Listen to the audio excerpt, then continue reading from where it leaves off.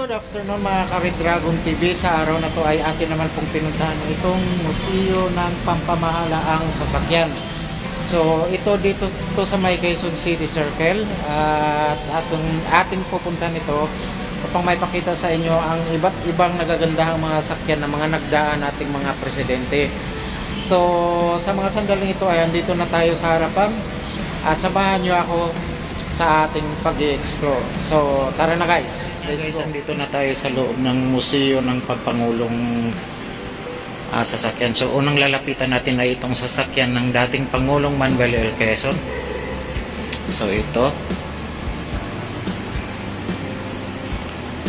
so itong sasakyan ni Pangulong Manuel L. Quezon ay isang 1937 Chrysler Airflow. Yan, andyan yung specifications niya. So talagang napakaganda ng naturang sasakyan at hindi lang yung ganda ang pinag-uusapan dito kundi yung laki ng naturang sasakyan, ano. So ayan,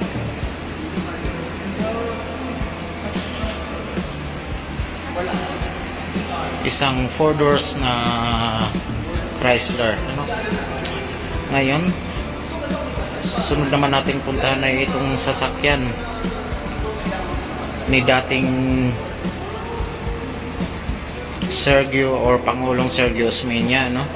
Ito, andito yung kay Jose P. Laurel, ano, pero walang sasakyan na naka-display dito. So diretso na tayo dito kay dating Pangulong Sergio Osmeña. Ayun, 1878 to 1961. Ayan. So isang 1942 Packard custom, ano, Super 8. O halos pareho ang modelo nitong dalawang sasakyan na magkakasunod, ano. Itong kay Manuel L. Quezon at saka itong kay Pangulong Sergio Osmeña. So halos magkakapareho ang modelo nila. And then pare-pareho din sila nagawa ng Chrysler, ano.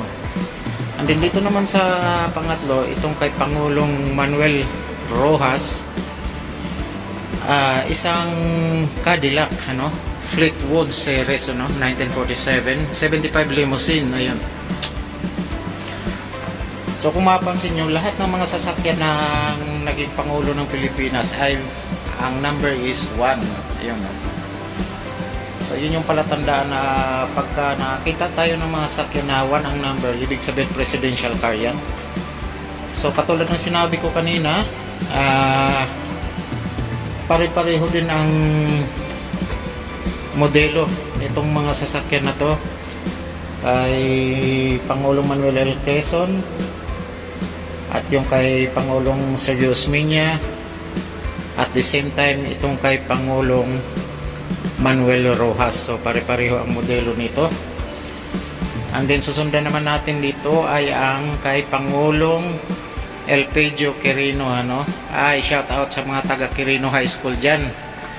Ayan, so ito naman ay isang 1953 Chrysler Crown Imperial, ano.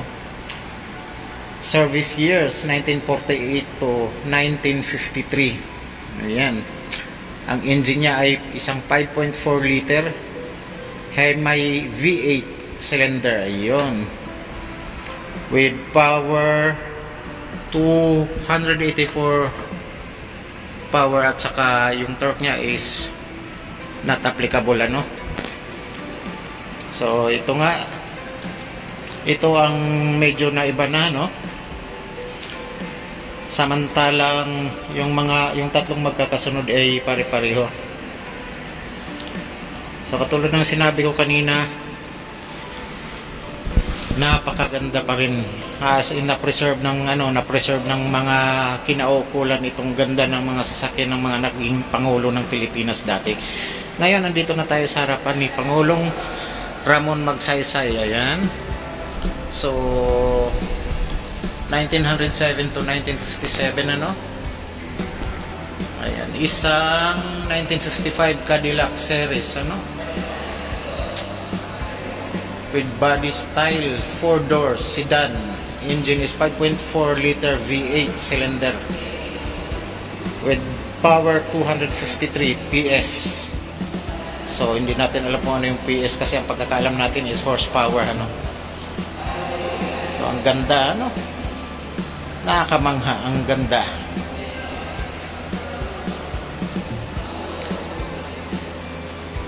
Okay guys, dito naman ay ang pangulo ng or ang sasakyan ni dating Pangulong Diosdado Macapagal. So ito ang kakaiba guys. Tingnan nyo ang forma, oh. Parang sasakyan ni Batman. Sa ganda. Tingnan nyo po yung likuran. Hindi nga lang tayo makalapit guys. So ito naman kay Pangulong Diosdado Macapagal ay isang Cadillac pa din, sedan, Devil. Ayan, service years 1961 to 1965. Ayan. And then susundan naman natin is, ayun guys, oh, ganda, no? Ngayon, nandito na tayo sa harapan ng sasakyan o sa harapan ng monument ni dating Ferdinand Marcos. Ayan. So, ayan yung kay Pangulong Marcos, ano? So, isang limousine, Mercedes-Benz, ano? 1980 Lincoln Continental Mark 6. Ayan. Engine 5.0 liter V8 cylinder with power 130 PS. Ayan yung torque niya, not applicable. With transmission 4-speed automatic, passenger 8 passenger. Kasi kaya 8 ito guys dahil isang napakahabang limousine ito, no? O kung mapansin nyo, ayan, napakahaba. Alright.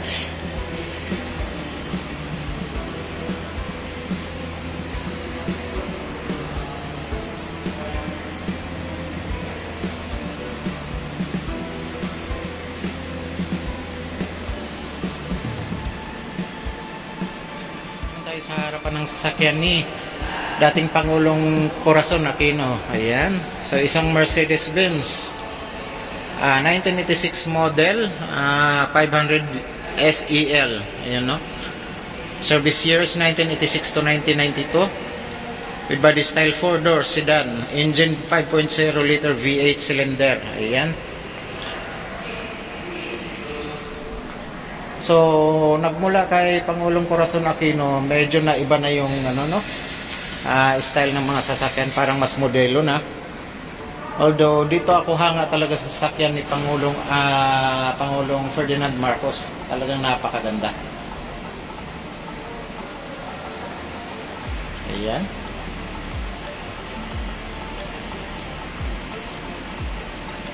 Ngayon, andito naman tayo sa harapan ang sasakyan ni dating Pangulong Fidel Valdez Ramos. Ayan. So, isang Mercedes-Benz din, katulad nung kay Pangulong Corazon Aquino, isang 1986 Mercedes-Benz 500 SEL Guard.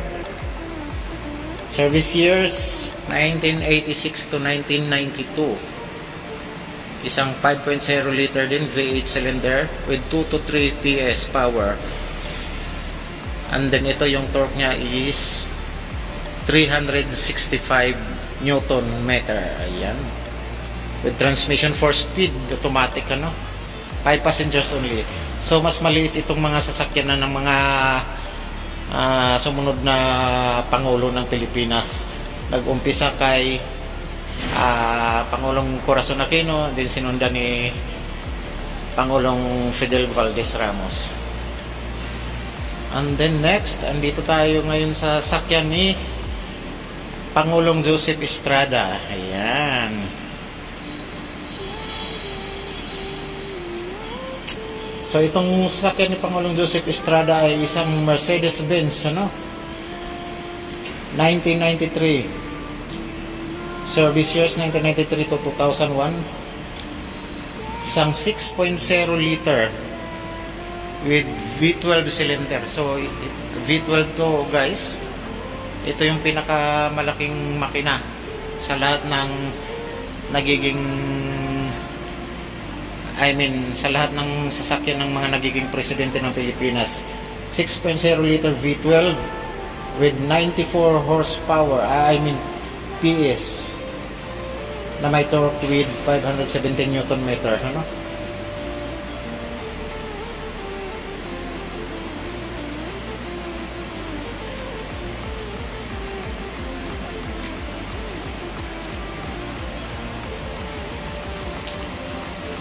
And next is andito naman tayo ngayon sa harapan ng monumento ni Pangulong Gloria Macapagal Arroyo. Ayan, si dating Macapagal Arroyo.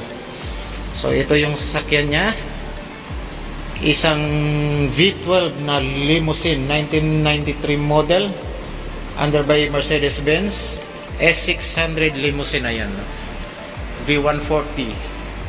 Service years is 1993 to 2001 with body style 4-door sedan. Engine 6.0 liter with V12 cylinder power, 394 PS, at ang torque ay 570. Ayan. So 4-speed transmission din to guys, automatic transmission.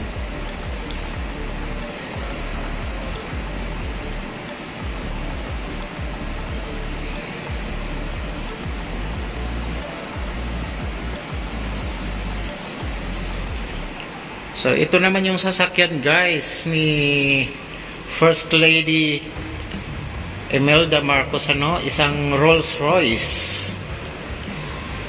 na 1960 model. Ayan.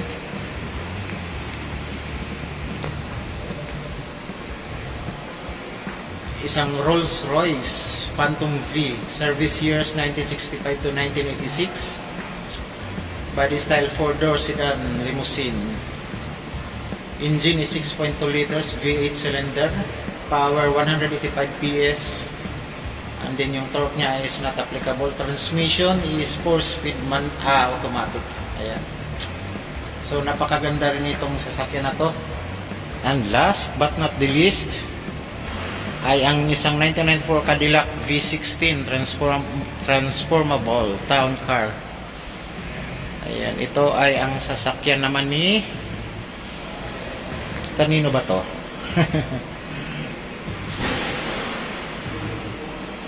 Sasakyan din ni Pangulong Manuel L. Quezon. Ayan.